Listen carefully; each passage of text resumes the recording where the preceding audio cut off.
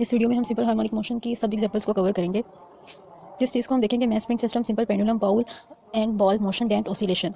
इसमें से mass spring system और सिंपल पेंडुलम को हम ऑलरेडी डिटेल में इसकी वीडियोस बनी हुई हैं, लेकिन इस वीडियो में इन दोनों का जनरल कंपैरिजन होगा कि कौन से वो कैरेक्टरिस्टिक्स हैं जो मैस स्प्रिंग सिस्टम और सिंपल पेंडुलम एक दूसरे के साथ शेयर कर रहे हैं और किस चीज़ में एक दूसरे से डिफर कर रहे हैं। फिर बॉल और बाउल मोशन का एक छोटा सा ये उसको भी इसी में कवर कर लेंगे और डैम्प्ड ऑसिलेशन भी एक छोटा सा पैराग्राफ है, वो भी इसी में कवर हो जाएगा। फिर ये आपके पास स्प्रिंग सिस्टम का और सिंपल हार्मोनिक मोशन में मैस स्प्रिंग सिस्टम और सिंपल पेंडुलम दोनों का कंपैरिजन है, और इसमें हमने हर पोजीशन पे देखना है कि वेलोसिटी और एक्सेलरेशन किस तरह से पोजीशन के साथ चेंज हो रही है। तीन चीज़ों को देखना है, पोजीशन को, वेलोसिटी को और एक्सेलरेशन को, कि वो एक दूसरे के साथ किस तरह चेंज हो रही हैं। फर्स्ट पिक्चर में आप देख लें, ये जो आपकी नंबर 1 पिक्चर है, इसके अंदर क्या हो रहा है कि ये जो मैस है वो अभी राइट साइड पर है, बिल्कुल स्ट्रेच किया हुआ है उसको उसकी मैक्सिमम डिस्टेंस तक, जबकि पेंडुलम जो है वो भी बिल्कुल लेफ्ट पोजीशन पे, दोनों की पोजीशन राइट पोजीशन पे है दोनों। ठीक है, इस पोजीशन पर क्या हो रहा है कि उसके ऊपर फोर्स मैक्सिमम लगी है क्योंकि उसको मैक्सिमम स्ट्रेच किया गया है। पेंडुलम के केस में उसका एंगल जो है वो मैक्सिमम रखा गया है, और मैस के केस में उसका डिस्प्लेसमेंट मैक्सिमम है, यानी वो अपनी मैक्सिमम डिस्टेंस पे है, इसलिए उसका F x is equal to F maximum लिखा है कि उसके ऊपर फोर्स मैक्सिमम लगाई गई है। और F is equal to M A हमने सेकेंड लॉ पढ़ा हुआ है, तो फोर्स अगर जिस साइड पे ज़्यादा होगी, एक्सेलरेशन जो है वो भी उस साइड पे ज़्यादा ही होगा। लेकिन जब हमने मूवमेंट इसकी पढ़ी थी तो उस मूवमेंट में क्या होता था, एक्सट्रीम पोजीशन पर आकर वो क्या कहते हैं उसको, कि वो थोड़ा सा पॉज लेता है और फिर वापस अपनी मेन पोजीशन की तरफ आता है। एक्सट्रीम पोजीशन पे जाके थोड़ा सा पॉज लेगा और वापस मेन पोजीशन की तरफ जाएगा, उसकी रिस्टोरिंग फोर्स की वजह से। अभी ये मैक्सिमम पोजीशन पे है, राइट साइड पर है, तो यहाँ पर इसकी वेलोसिटी ज़ीरो होगी। वेलोसिटी ज़ीरो होगी इसीलिए क्या होगा कि यहाँ पे थोड़ा सा पॉज लेता है। अब हम मैक्सिमम डिस्प्लेसमेंट के बाद हम सेकंड पॉइंट पे आते हैं, इक्विलिब्रियम पोजीशन पर। ठीक है, ये रिस्टोरिंग फोर्स की वजह से वापस मैस भी अपनी ओरिजिनल पोजीशन पे आ गया और सिंपल पेंडुलम भी अपनी ओरिजिनल पोजीशन पे आ गया। अब इस केस पे इस जगह पर क्योंकि ये अपनी ओरिजिनल पोजीशन पे, इसलिए यहाँ पर कोई फोर्स एक्ट नहीं करेगी, हमारे पास एफ जीरो हो जाएगी, एक्सेलरेशन भी फोर्स के साथ ही जीरो हो जाएगी क्योंकि F is equal to M A, हमने सेकंड लॉ ऑफ मोशन पढ़ा हुआ है, तो एफ फोर्स के साथ ही एक्सेलरेशन भी चेंज होता है, वो एक दूसरे के साथ डायरेक्ट है। जबकि वेलोसिटी इस पॉइंट पर मैक्सिमम हो जाती है। क्यों मैक्सिमम होती है? इनर्शिया की वजह से। वेलोसिटी यहाँ पे मैक्सिमम होती है इनर्शिया की वजह से, तो ये यहाँ पर नहीं रुकती, इसलिए वो थर्ड स्टेप पे आप आ जाएँ कि वो पोजीशन अपनी अब लेफ्ट साइड पर, यानी वो मैक्सिमम डिस्प्लेसमेंट लेकर वो आगे चले जाती है, इक्विलिब्रियम पोजीशन पे नहीं स्टॉप करती बल्कि उसके आगे चले जाती है। ये एक और मैक्सिमम पोजीशन इसके आगे, मैक्सिमम डिस्प्लेसमेंट आ गया। अब इस पॉइंट पर जब वो आएगा तो उसकी वेलोसिटी अगेन ज़ीरो हो जाएगी, क्योंकि एक्सट्रीम पोजीशन पर आकर वो थोड़ा सा पॉज लेता है अपनी वेलोसिटी कम होने की वजह से, और इस केस पर उसके ऊपर जो रिस्टोरिंग फोर्स है वो बहुत ज़्यादा एक्ट करेगी और उसको अंदर की तरफ खींचेगी, और एक्सेलरेशन भी यहाँ पर मैक्सिमम होगी। रिस्टोरिंग फोर्स इसको अंदर की तरफ खींच रही है, इस वजह से इन दोनों ने वापस अपनी इक्विलिब्रियम पोजीशन की तरफ आना है, जो कि आपको फोर्थ पिक्चर में नजर आ रहा है कि दोनों इक्विलिब्रियम पोजीशन पर है। अब इस पॉइंट पर फिर वही होगा कि वेलोसिटी ज़्यादा हो जाएगी इनर्शिया की वजह से, और फोर्स और एक्सेलरेशन ज़ीरो हो जाएंगे। और लास्ट पे आपको दिखाया कि इनर्शिया की वजह से ये फिर वहाँ नहीं रुकता और आगे की तरफ मूव कर जाता है। मैस वाली पिक्चर में आपको दिखाया कि अब ये अपनी राइट पोजीशन पे चला गया, ए डिस्प्लेसमेंट पे आ गया, ए पोजीशन पे आ गया, एक्सट्रीम पोजीशन पे आ गया। इसी तरह से अपनी सिंपल हार्मोनिक मोशन जो है वो कंप्लीट करता रहेगा, इसी लूप के अंदर वो टू एंड फ्रो जो है ना इसकी मोशन होती रहेगी। आपके सामने एक स्प्रिंग लगा हुआ जिसके साथ एक स्केल अटैच किया है। इस स्प्रिंग की अगर लेंथ देखी जाए, उसकी फिक्स पोजीशन से लेकर जहाँ तक इसकी लाइन मार्क की हुई है, ये इसकी आप कह लें अनस्ट्रेच्ड लेंथ है, यानी वो लेंथ है जिसमें अभी इसको स्ट्रेच नहीं किया हुआ है, ये बिल्कुल अपनी ओरिजिनल हालत में है, बिल्कुल सही हालत में, इस पर कोई फोर्स नहीं लग रही है, बिल्कुल रेस्ट पे है। तो ये लाइन स्केल से मार्क है 50 के ऊपर।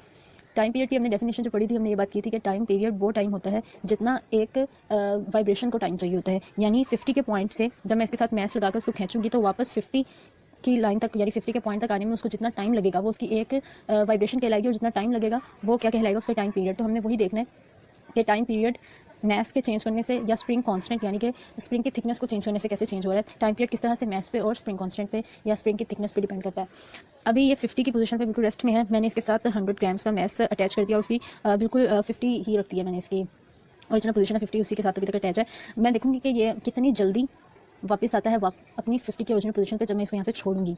ठीक है, ये मैंने छोड़ा, अब आप देख लें कि ये 50 पर बहुत तेज़ी से वापस आ रहा है, इसकी स्पीड आप देख सकते हैं।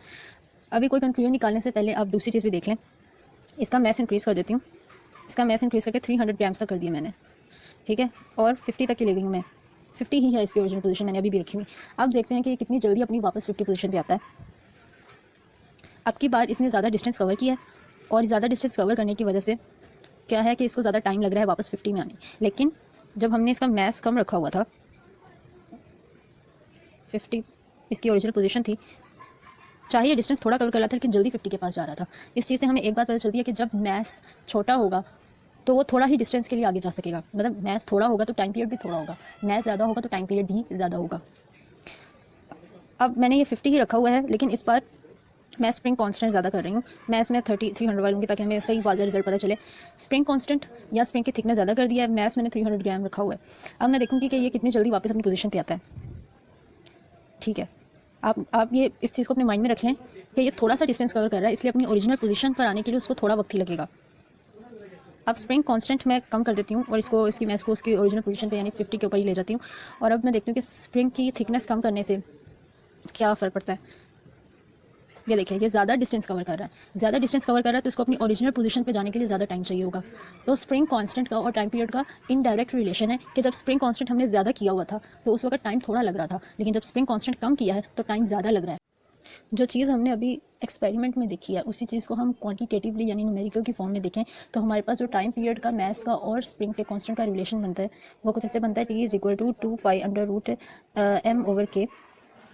Time period for mass spring system हमें इस तरह से दिया जाता है, जिसमें मैथ्स का और टाइम पीरियड का आपस में डायरेक्ट रिलेशन है कि जब हम मैथ्स इंक्रीज़ कर रहे थे तो टाइम पीरियड भी इंक्रीज़ कर जाता था। क्यों? क्योंकि वो ज़्यादा नीचे जा रहा था। जब मैथ्स ज़्यादा था तो वो ज़्यादा नीचे आ रहा था, ज़्यादा नीचे आ रहा था मतलब ज़्यादा डिस्टेंस कवर करके वो अपनी ओरिजिनल पोजीशन से ज़्यादा दूर जा रहा था। जितना वो ज़्यादा दूर जाएगा उसको वापस आने में उतना ही ज़्यादा टाइम लगेगा। मैथ्स और टाइम पीरियड एक दूसरे के साथ डायरेक्ट रिलेटेड है। अगर आपको MCQ में कभी वो ऐसे घुमा फिरा के आपको MCQ दे देता है, ठीक है, अगर वो आपको कभी इस तरह का MCQ दे दे कि एक मैथ्स है वो 2m है, पहले ओरिजिनल मैथ्स सिंपल हमारे पास जो फॉर्मूले में है वो फॉर्मूले में सिंपल m है। अगर वो आपको कह देता है कि एक स्प्रिंग है जिसके साथ हमने मैथ्स अटैच किया है 2m, तो उसका टाइम पीरियड क्या होगा, और आपके पास 4 ऑप्शन दी हूँ और आपको उसमें से एक सेलेक्ट करनी होगी, क्योंकि आपको पता है कि मैथ्स का और टाइम पीरियड का डायरेक्ट रिलेशन है। जब मैथ्स 2m हो जाएगा यानी मैथ्स हमने डबल कर दिया, तो इसका मतलब टाइम पीरियड उसने भी डबल होना है, तो इसकी सही ऑप्शन आएगी 2t। समझ आ गई है? और अगर वो आपसे कहे कि मैथ्स हाफ कर दिया m/2 कह दिया, एक स्प्रिंग के साथ मैथ्स अटैच है जिसका m/2 अटैच है, ठीक है, तो उसके टाइम पीरियड पे क्या फ़र्क पड़ेगा, तो आपकी करेक्ट ऑप्शन होगी t/2। जब मैथ्स हाफ हो जाएगा तो टाइम पीरियड भी हाफ हो जाएगा। डायरेक्ट रिलेशन है, इसको आपने याद रखना है। अगर वो कहे 4 टाइम्स है तो 4 टाइम्स टी आपका आंसर आ जाएगा। समझ आ गई है? और स्प्रिंग कॉन्स्टेंट का अगर हम रिलेशन देखें तो वो इनडायरेक्ट बनता है, क्योंकि ये डिनोमिनेटर में है। वैसे भी आपने देखा कि मैथ्स हमने 300 ग्राम्स वही रखा था, लेकिन उसकी थिकनेस को जो है वो क्या किया था, हमने चेंज किया था। जब हमने थिकनेस ज़्यादा की थी तो वो स्प्रिंग थिक था, इसका मतलब है उसको जितना भी खींचो, चाहे उसके साथ कितना ही बड़ा मैस लगा दो, उसको खींचने के लिए ज़्यादा ताकत चाहिए होगी, लेकिन वो क्योंकि वो थिक है तो इतना ज़्यादा खुलेगा नहीं। वो थोड़ा सा ही मैस डिस्टेंस कवर कर सकेगा और वापस अपनी ओरिजिनल पोजीशन में आने के लिए भी उसको थोड़ा सा टाइम चाहिए होगा। लेकिन जब स्प्रिंग कांस्टेंट कम कर दिया था, इसका मतलब मैस वो स्प्रिंग जो था उसकी थिकनेस कम हो गई थी, तो क्या हो रहा था कि वो बहुत आसानी से खिंच भी जा रहा था और ज़्यादा डिस्टेंस भी मैच कवर कर रहा था, इसलिए उसको वापस आने में ज़्यादा टाइम भी चाहिए था। अगर आपको कहे कि स्प्रिंग का कांस्टेंट उसको k/2 है, तो उसका टाइम पीरियड पे क्या इफेक्ट पड़ेगा? टाइम पीरियड हाफ करने से टाइम पीरियड ज़्यादा हो जाएगा, डबल हो जाएगा, 2t। इस तरह की चीज़ MCQ में आ जाती है। मोस्टली वो मैथ्स का और टाइम पीरियड का पूछते हैं, इतना स्प्रिंग कांस्टेंट वाला घुमाने फिराने वाला होता है वो नहीं पूछते। आपने टाइम पीरियड का और मैथ्स का ज़्यादा ध्यान में रखना है कि अगर 2m मैथ्स हो जाएगा तो उसका टाइम पीरियड भी 2 टाइम्स इंक्रीज़ हो जाएगा, तो आपका आंसर 2t होगा। अगर वो 4 टाइम्स कहेगा तो आपका 4 टाइम्स इंक्रीज़ हो जाएगा।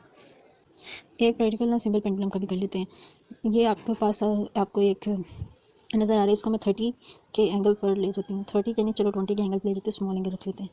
20 के एंगल पे लेके जाकर अब मैं इसको यहाँ से छोड़ूंगी जब, तो देखूंगी ये कितनी जल्दी अपनी ओरिजिनल पोजीशन पे आता है। साथ साथ मैं काउंट भी करूँगी, ठीक है। ये मैंने छोड़ा यहाँ से और अब मैंने स्टॉप वॉच ऑन कर ली। 3 स्टॉप यूँ। तो हमारे पास टाइम पीरियड आया है 2.0 यानी 2 सेकेंड जिसको लगे हैं टाइम पीरियड कंप्लीट करने में। अब लेंथ इतनी रहने देते हैं और इसका मैथ्स इंक्रीज़ करके देखते हैं। मैथ्स अब ज़्यादा कर दिया, टाइम पीरियड पे क्या फ़र्क पड़ा इसका देखते हैं। उतना ही टाइम पीरियड, पहले भी 2 था अब भी 2 ही है। अब इसका मैथ्स हम कम करके देखते हैं कि टाइम पीरियड पे क्या फ़र्क पड़ता है। अभी भी 2 सेकेंड है। मैथ्स ज़्यादा किया मैथ्स कम किया, कोई टाइम पीरियड पे फ़र्क नहीं पड़ा। लेकिन अब हम इसकी लेंथ को चेंज करके देखते हैं, लेंथ कम कर देते हैं। अब इसका टाइम पीरियड देखते हैं, 0.6 सेकेंड, 2 सेकेंड से भी कम, 0.6 सेकेंड में ये अपना टाइम पीरियड कंप्लीट कर रहा है, बहुत जल्दी जल्दी से मूव कर रहा है। अब इसकी लेंथ को मैक्सिमम कर देती हूँ और इसका टाइम पीरियड नोट करते हैं। ये तो उससे भी ज़्यादा जा रहा है वैसे बहरहाल, 2.08 सेकेंड। अब इसका टाइम पीरियड इंक्रीज़ हो गया जब मैंने लेंथ को इंक्रीज़ किया। अब देखते हैं कि ग्रेविटी का क्या असर पड़ता है इसके ऊपर, पेंडुलम के ऊपर। अभी ये ग्रेविटी मेरी अर्थ के ऊपर सेट थी, मैं इसको मून के ऊपर लेके जाती हूँ, क्योंकि मून जो है ना वो आपका वही आइडियल है। अब मून पे लेके जाऊँगी, इसका टाइम पीरियड देखते हैं।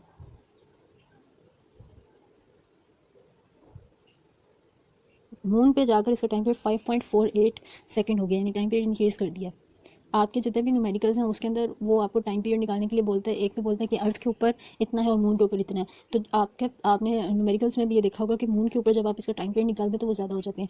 हमने मैथ्स को भी चेंज करके देखा लेकिन टाइम पीरियड पे कोई फ़र्क नहीं पड़ा था। जब लेंथ को कम किया तो टाइम पीरियड भी कम हो गया। वो बहुत तेज़ी से मूव हो रहा था, बहुत तेज़ी से अपनी ओरिजिनल पोजीशन पे आ रहा था। ठीक है, तो टाइम पीरियड कम हो गया। लेंथ को कम करने से जब हमने ग्रेविटी मून पे लेके गए, मून पे ग्रेविटी 25 होती है, सॉरी 1.62 होती है, जबकि अर्थ के ऊपर 9.8 होती है नॉर्मल। मून के ऊपर ग्रेविटी 1.62 ms-2 होती है, यहाँ पे लिखा भी हुआ है। लेकिन आपने जब निकाला था न्यूमेरिकल्स ने तो आपको बताया था वो 10 GE यानी कि अर्थ की ग्रेविटी डिवाइडेड बाय 6, तो वो मून की ग्रेविटी थी। वो आपका आंसर 1.62 ही आ रहा था।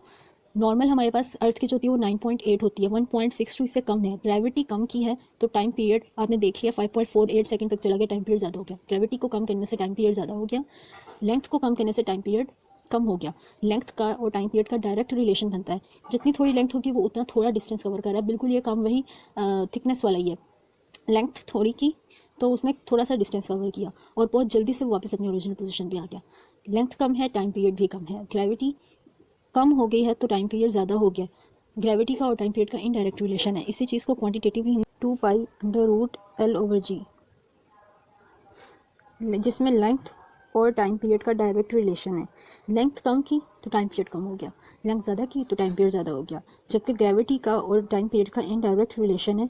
जब हम उसको मून पे लेके गए, अर्थ की नॉर्मल ग्रेविटी 9.8 होती है, मून की ग्रेविटी 1.62 है। मून की ग्रेविटी कम है तो टाइम पीरियड मून के ऊपर ज़्यादा हो गया। इनडायरेक्ट रिलेशन है, ग्रेविटी कम की तो टाइम पीरियड ज़्यादा हो गया। अगर आपको MCQ ऐसे आते हैं कि एक पेंडुलम है जिसकी लेंथ 2L है, ठीक है, तो उसका टाइम पीरियड क्या हो गया। अब आपको फॉर्मूले से पता है और आपने प्रैक्टिकल भी किया कि लेंथ का और टाइम पीरियड का डायरेक्ट रिलेशन है। जब लेंथ 2L हो जाएगी तो टाइम पीरियड भी 2T हो जाएगा। समझ आ गई है। ये MCQ इस तरह पूछ लेता है, वो या मैथ्स का इस तरह घुमा के देता है या फिर सिंपल पेंडुलम कैसे घुमा के एक MCQ दे देता है। कभी वो 4T पूछ लेता है, क्या आंसर आएगा। लेंथ का और मैथ्स का सॉरी जो सिंपल पेंडुलम है ना वो मैथ्स पे डिपेंड नहीं करता। आपने मैथ्स चेंज करके मैंने उसका देखा था कि मैथ्स चाहे ज़्यादा किया था, मैथ्स चाहे कम किया था, टाइम पीरियड्स बिल्कुल सेम रह रहा था। अगर वो आपको घुमाने के लिए कह सकता है कि एक सिंपल पेंडुलम है जिसका मैथ्स 2M या 4M या 3M कर दिया या मैथ्स हाफ कर दिया, वो इस तरह दे देगा तो टाइम पीरियड पे क्या फ़र्क पड़ेगा। टाइम पीरियड पे फ़र्क नहीं पड़ेगा। सिंपल पेंडुलम मैथ्स पे डिपेंड नहीं करता। सिंपल पेंडुलम सिर्फ दो क्वांटिटीज़ पे करता है, लेंथ पर और ग्रेविटी पे। ग्रेविटी के साथ इनडायरेक्ट रिलेशन है और लेंथ के साथ उसका डायरेक्ट रिलेशन है। तो MCQs करते हुए इन पॉइंट्स को ज़हन में रखना क्योंकि ऐसे MCQ आ जाता है। मैथ स्प्रिंग सिस्टम में आप मैथ से याद रख लेना, मैथ और स्प्रिंग कांस्टेंट यानी स्प्रिंग की थिकनेस पे डिपेंड करता है। जबकि पेंडुलम है वो झूल रहा है हवा के अंदर, ग्रेविटी उस पर एक्ट करेगी। और दूसरी चीज़ है कि लेंथ उसकी स्प्रिंग की लेंथ कितनी है, सॉरी स्ट्रिंग की लेंथ कितनी है, मैं हमेशा स्प्रिंग बोल देती हूँ। स्प्रिंग की उसके धागे की रस्सी की लेंथ कितनी है, इस पर डिपेंड करता है। MCQ उसको बहुत गौर से करना है।